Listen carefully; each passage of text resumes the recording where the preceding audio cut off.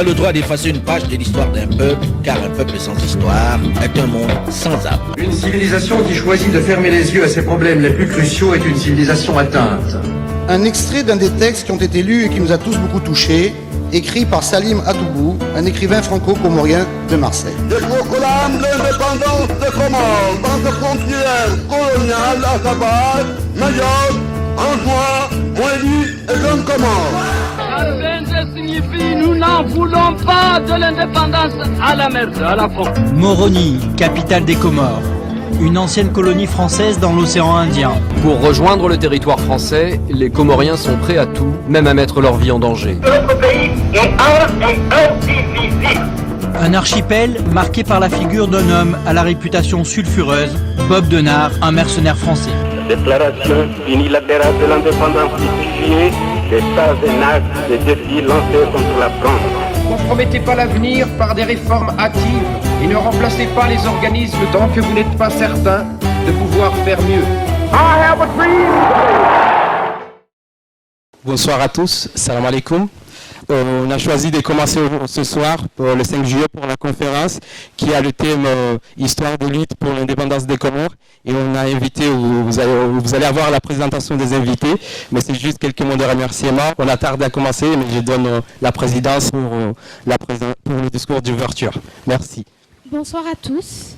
Nous avons décidé de faire cette conférence aujourd'hui, car au-delà de toute la célébration qu'on fait autour de la fête de l'indépendance, le devoir de mémoire, il est le nôtre et nous devons tout faire pour le mettre en place chaque année autour de la fête de l'indépendance. Donc nous avons nos deux intervenants ici présents aujourd'hui, que je remercie chaleureusement pour leur présence et qui vont tout au long de la soirée vous présenter tout le processus de l'indépendance des Comores. Et j'espère que la soirée vous plaira, qu'elle sera enrichissante pour vous et surtout très riche. Et n'hésitez pas, lorsque la parole vous sera donnée, d'intervenir et d'interagir avec nos intervenants. Et bonne écoute à tous et bonne soirée.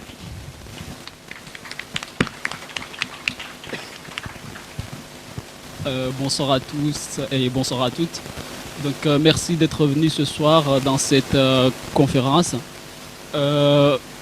L'association MSJCL et AFCCL ont décidé ce soir d'organiser cette conférence sur la fête de l'indépendance. Tout d'abord pour permettre aux jeunes notamment de pouvoir apprendre et comprendre l'histoire de notre indépendance.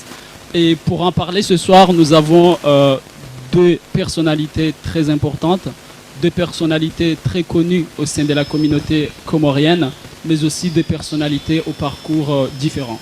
À ma gauche, j'ai Monsieur Dini Nassur.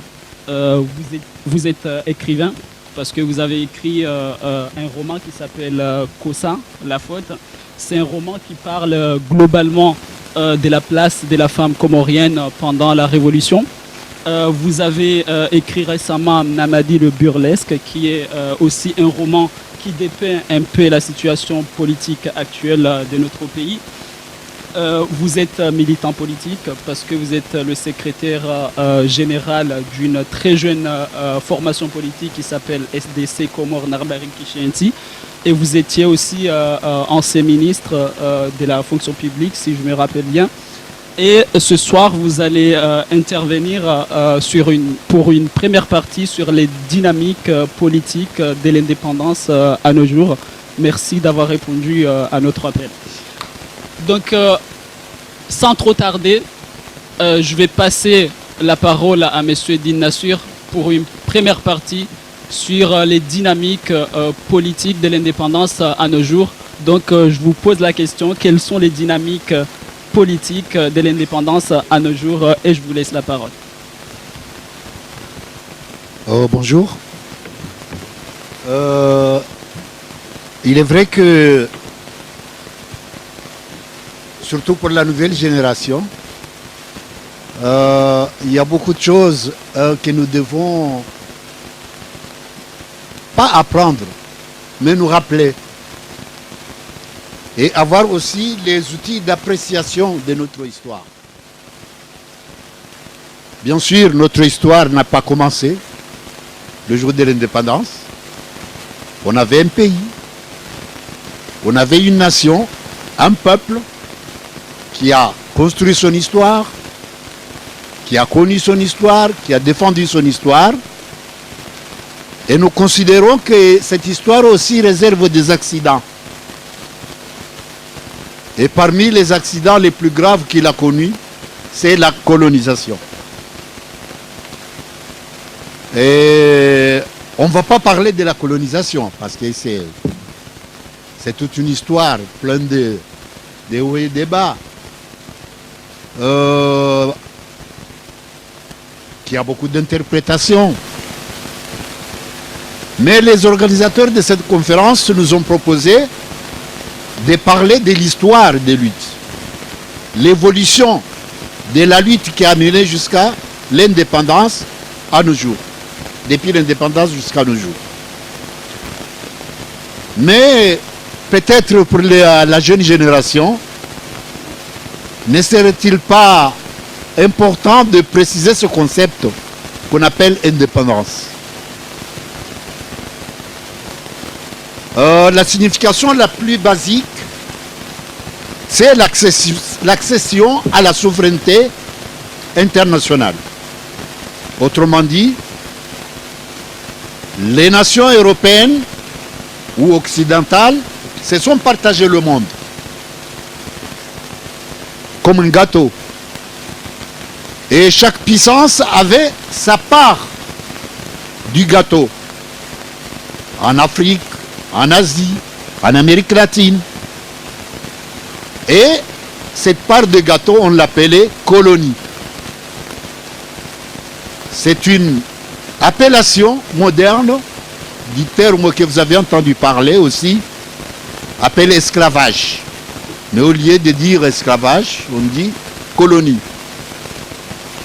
Ce qui veut dire que le peuple n'a pas son destin en main. Ce sont les puissances occidentales qui déterminent l'histoire, le mode de vie et l'avenir de ces peuples. Et notre pays n'a pas échappé à cette malédiction qui a partagé le monde. Donc on est passé par plusieurs étapes, mais la dernière et la plus marquante, c'est la colonisation française. Donc, comme beaucoup d'autres pays, le nôtre avait vocation de demander son indépendance. Donc on a dit, c'est le sens historique du mot indépendance. Il y a aussi le sens humain du concept. C'est la réquisition d'une dignité perdue. L'être humain n'a pas à être soumis à un autre humain, et n'en parlons pas à un groupe d'autres humains. Et la vocation était de se libérer. Donc ce sens est le plus connu. On se libère du joug colonial. Parce qu'on est considéré comme des objets appartenant à une autre puissance. Et nous voulons nous-mêmes reconstruire notre dignité. C'est le deuxième sens. Et puis le troisième sens, c'est le fait de permettre à la population de prendre son destin en main. Il y a un proverbe Touareg qui a dit: tout ce qu'on fait pour les autres, sans les autres, c'est contre les autres. Donc on considère que le fait qu'il y a des puissances qui construisent notre avenir sans nous, c'est évidemment contre nous. Et effectivement, c'est pour eux. Économiquement, ils ont construit leur pays à partir de ressources des colonies. Ils ont eu recours aux ressources humaines des colonies pour reconstruire les leurs. Et toutes les richesses des colonies, c'était des richesses, que ce soit humaines, matérielles, naturelles, c'était des richesses destinées à servir les puissances colonisatrices. Donc prendre en main notre destin, ça veut dire quoi? Nous devons nous-mêmes construire notre destin. Nous devons nous-mêmes prendre en charge notre avenir. C'est le troisième sens de ce qu'on appelle indépendance. Et au vu de tout ce qu'on vient de dire, vous comprendrez que ce n'était pas facile. D'où le mot lutte d'indépendance. Il a fallu se battre et se battre encore, s'engager, perdre de vue jusqu'à obtenir l'indépendance. Donc il y a trois formes connues historiquement. Il y a la forme de la lutte armée qui n'avait pas moyen de s'attendre. Il fallait qu'on prenne les armes, qu'on se batte contre le colonialisme, donc la perte de millions de vies, s'il le faut, jusqu'à obtenir notre indépendance. Donc vous connaissez des nations qui ont fait cela, des nations comme en Asie, vous connaissez le Vietnam et beaucoup d'autres, en Amérique latine et en Afrique. Il y a aussi des peuples qui ont pris les armes et qui se sont battus pour l'indépendance. Et notamment, vous connaissez tous l'histoire de l'Algérie, qu'on appelait jadis Algérie française, et que maintenant on appelle Algérie algérienne. Donc, en Afrique, il y avait beaucoup de peuples qui ont choisi cette voie. Ils n'ont pas choisi, ils ont subi en quelque sorte. Parce que nous n'avons pas choisi de mourir. On était obligé de mourir pour un idéal communément voulu et souhaité. Et notamment, c'est dans les pays colonisés par le Portugal et l'Espagne. Donc ces pays n'ont pas donné l'indépendance, entre guillemets, n'ont pas donné l'indépendance. On a arraché par les armes et par le sang l'indépendance. Il y a une deuxième forme, c'est la lutte pacifique.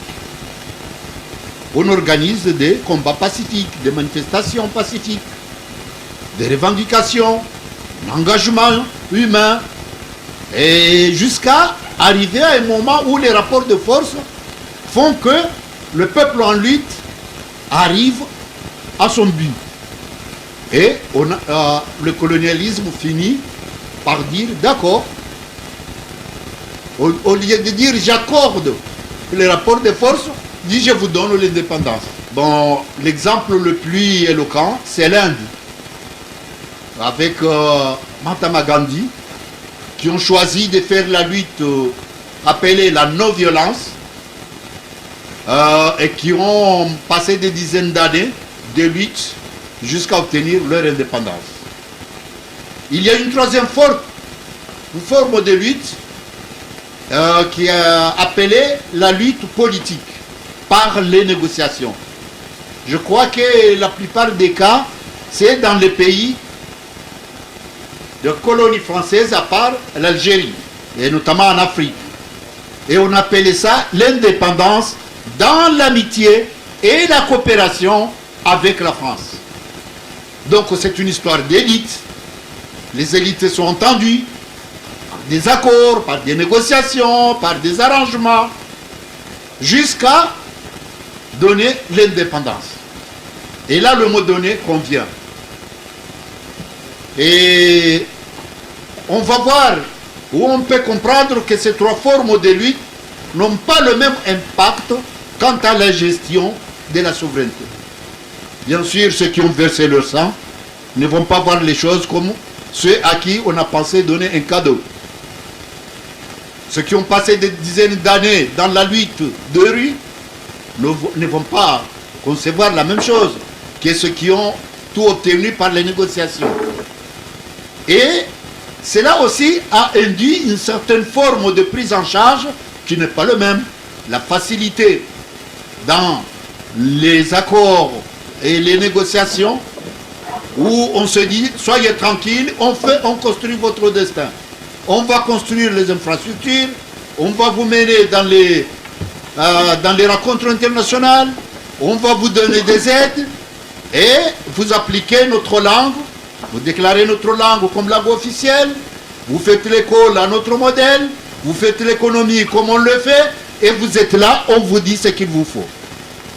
Bien sûr, ce n'est pas la même chose que ceux qui ont dit, nous, ça nous a coûté très cher, on a perdu des vies, on a perdu beaucoup de choses, on a risqué même la disparition du pays, alors on ne va pas attendre à ce que l'autre vienne construire notre pays. Et cela n'exclut pas, bien sûr, la nécessité de ce qu'on appelle l'interdépendance. Là, je voulais venir à la signification que moi, en fait, j'ai compris très facilement, c'est quoi la souveraineté. Donc, je considère que la souveraineté, c'est la capacité de négocier les interdépendances. Aucun pays ne peut se suffire.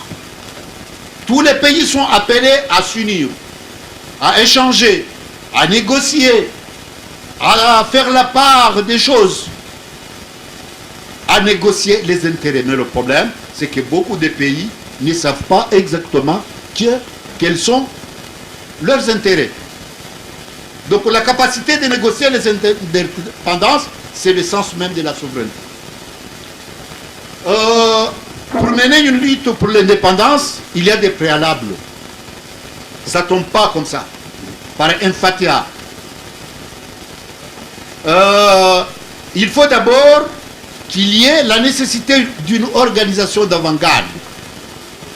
Il faut qu'il y ait une organisation politique engagée pour l'indépendance, qui constitue l'avant-garde, qui mobilise, qui organise et qui prend le devant de la lutte.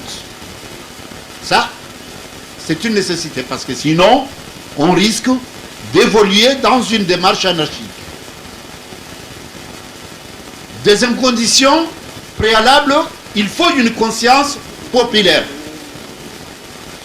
La vraie lutte pour l'indépendance ne peut pas être portée seulement par une élite éclairée soit-il. Il faut que les masses populaires s'engagent et veulent l'indépendance. Et au moment où les masses populaires s'approprient la lutte pour l'indépendance, on arrive à un point de non-retour. Et là, on est obligé de faire cette cérémonie d'accession à l'indépendance. La troisième condition, d'une stratégie de lutte. Qu'il ne faut pas se réveiller le matin, dire on veut l'indépendance et on attend qu'elle arrive. Cela nécessite une organisation, des moyens,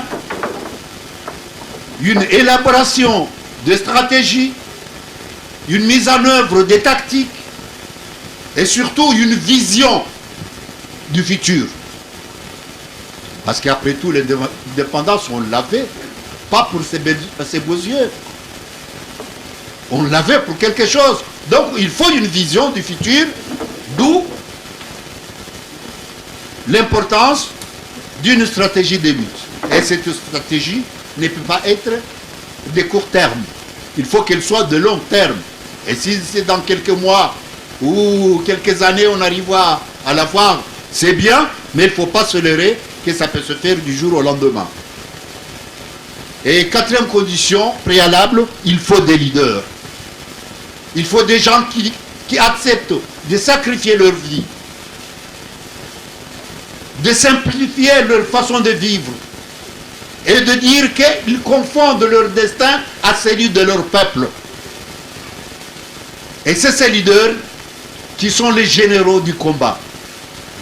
Sinon, on risque d'avoir des soldats sans généraux, mais il ne faudrait pas non plus que ce soit des généraux de l'armée mexicaine, c'est-à-dire qu'ils soient plus nombreux que les officiers, parce que là on ne peut pas gagner la guerre. Donc il faut un équilibre entre des leaders charismatiques engagés et puis un peuple résolument conscient. Si on réunit ces conditions, là on peut parler d'une bonne lutte pour l'indépendance. Il faut aussi un environnement politique favorable. Aucune lutte pour l'indépendance ne peut aboutir si l'environnement international ne s'y prête pas. Il faut que les autres peuples accordent le droit d'autodétermination à ces peuples et le reconnaissent. Que le monde est un village et qu'il ne faut pas vraiment s'enfermer dans sa maison, dire c'est moi le monde. Il faut prendre en compte qu'on vit dans un environnement international et cet environnement souhaité, c'est celui des peuples. Et après, ça vient le monde des États, l'environnement des États. Il faut aussi un environnement régional.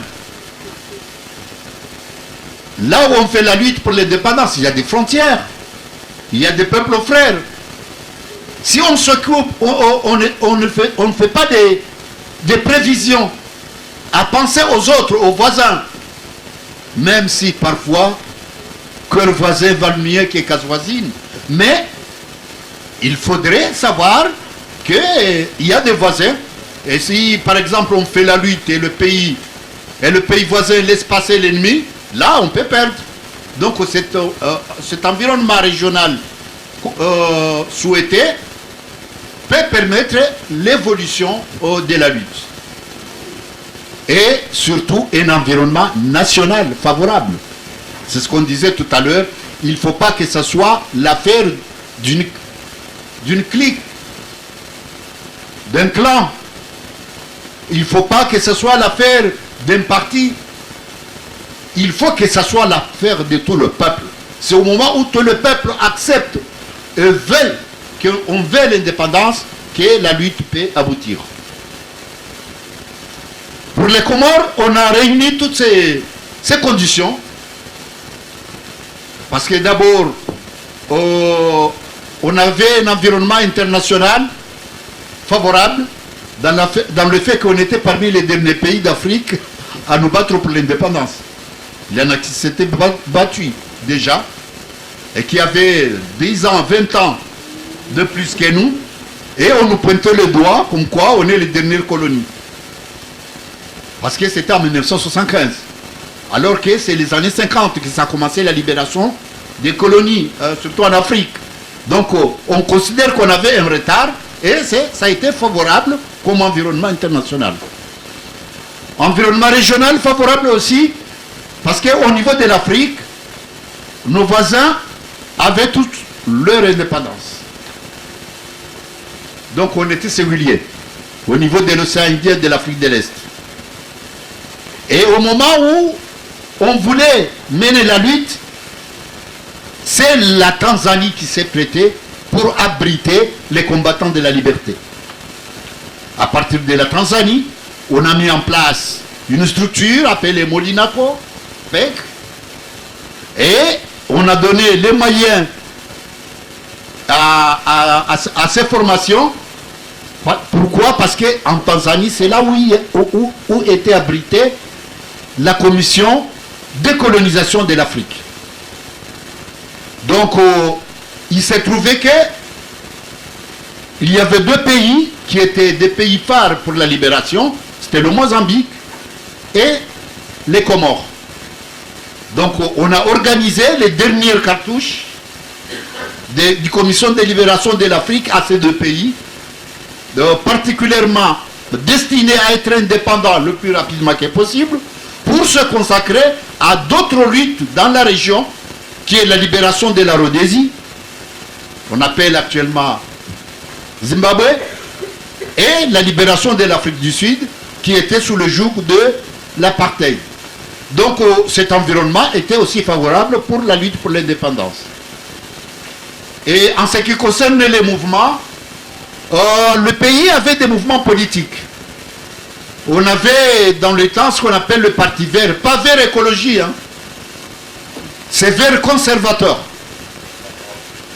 Ce qui est l'équivalent de la droite ici.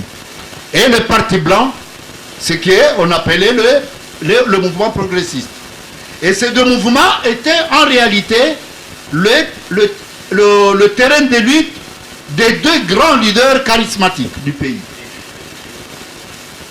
C'est Dr Sedmane Echek, qui était le leader du Parti Vert, et puis Prince Saïd Ibrahim, qui était le leader des Blancs.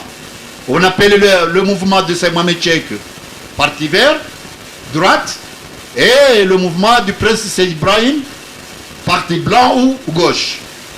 Mais c'est ces deux formations mises en place, entretenues et orientées par la France. Ils apprenaient aux Comoriens à faire la politique à la française. Je ne dis pas qu'ils ne servaient pas les intérêts des Comores, non. Je dis c'est deux partis qui étaient conçus pour servir de stéréotypes de la politique française marquée par la gauche et la droite. Donc c'est un peu des formations satellites.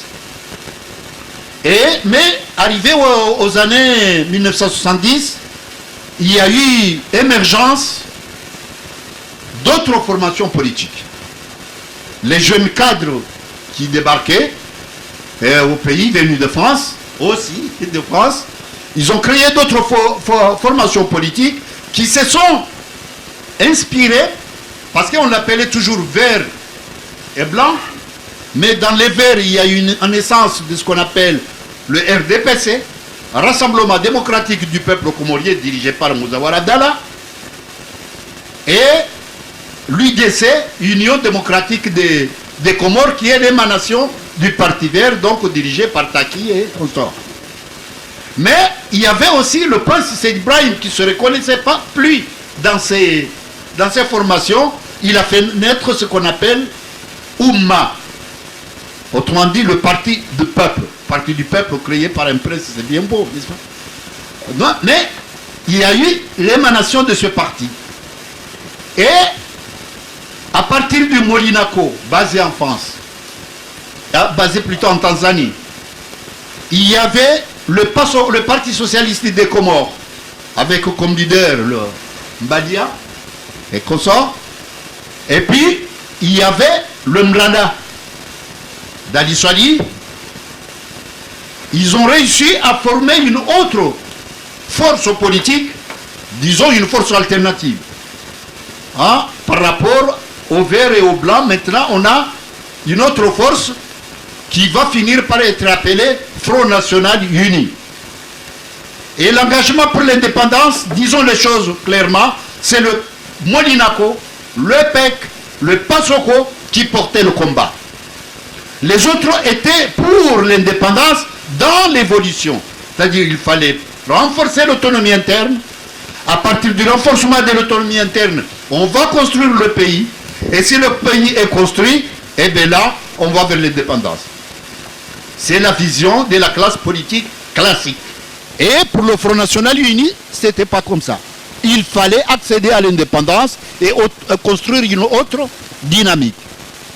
Et finalement, les rapports de force ont fait que tous les partis politiques se sont mis pour l'indépendance, parce que le Molinaco, le PASOKO, le PEC, et puis le mouvement des étudiants installés en France, qu'on appelait ASEC, se sont engagés, plus les lycéens issus du mouvement de mai 68, donc toute une force nouvelle qui s'est engagée dans la lutte pour l'indépendance sans pour autant développer d'abord l'autonomie interne. Et à partir de là, les rapports de force se sont déséquilibrés et le parti blanc, le parti vert ont fini par entrer dans le mouvement. Il n'y avait qu'un seul parti aux Comores opposé contre l'indépendance, c'est le MPM, Mouvement Populaire Mahorais, dont l'idéologie était le séparatisme et le projet c'était rattacher la Mayotte à la France. Donc c'est le seul mouvement qui s'est démarqué et qui luttait contre l'indépendance. Et finalement, la classe politique classique a réussi à faire des accords avec la France, ce qu'on appelle les accords de juin 1973, qui nous orientaient dans le mode d'accessibilité qu'on appelle l'indépendance dans l'amitié et la coopération avec la France.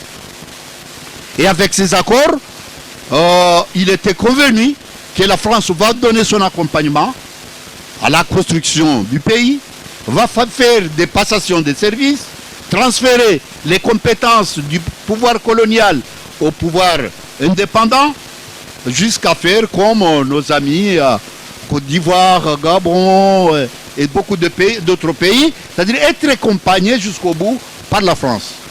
Mais il est arrivé un moment où, après le référendum du 22 mai, on fait le référendum pour l'indépendance, la France a rompu les accords parce qu'à Mayotte, 65% ont voté non pour l'indépendance, avec toutes les complications que cela a comporté, fraude électorale, c'est pas d'aujourd'hui qu'on parle de fraude électorale, et puis magouille, manipulation des résultats, alors que il y a ce qu'on appelle, bon, je crois que c'est mon ami Rafsanjani qui m'a donné le terme, l'indivisibilité du suffrage universel. C'est-à-dire qu'on ne devrait pas interpréter les résultats île par île, mais au niveau de la nation. Et puis là, on a compris que la France se préparait un coup bas. Et ça donnait l'étincelle. Tout le monde s'est mis d'accord. Il y a eu la pression populaire exercée sur les députés et on a fait la déclaration de l'indépendance d'une façon unilatérale. Ça veut dire sans consentement avec la France.